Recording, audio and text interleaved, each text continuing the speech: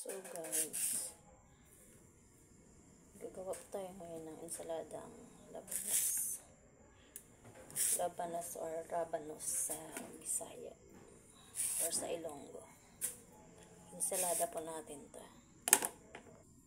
So hihiwain lang po natin ito ng maninipis lang. Ito, sobrang nipis lang talaga kasi mahirap pigaan yung labanos pag makapal. So dahil hindi kaya ng kutsilyo natin, itong gagawin natin para manipis lang siya.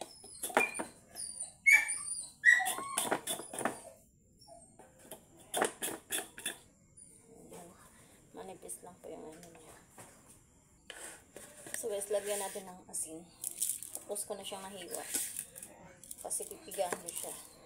Kasi pag hindi pigaan, makikait ng lasa. So guys, maghihiwa po tayo ngayon ng sibuyas, sili, tsaka kamatis.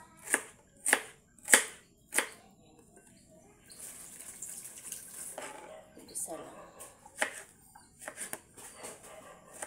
Maliliit na yung hiwa. So lagyan natin ng paminta. And then asin. Tapos suka. Favorite po namin itong sa mga part po ng Negros. Itong ensaladang labanos. So dahil may tira pa tayong ginamos ang tawag sa amin ito sa Negros. Galing pa itong Negros. Dala to ng kapatid ko nung umuwi siya nung date anniversary ng tatay ko.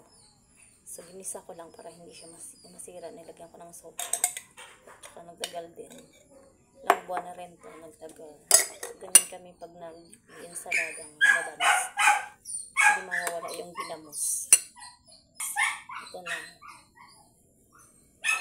Try nyo po ito. Masarap po yan. Ensaladang labanos.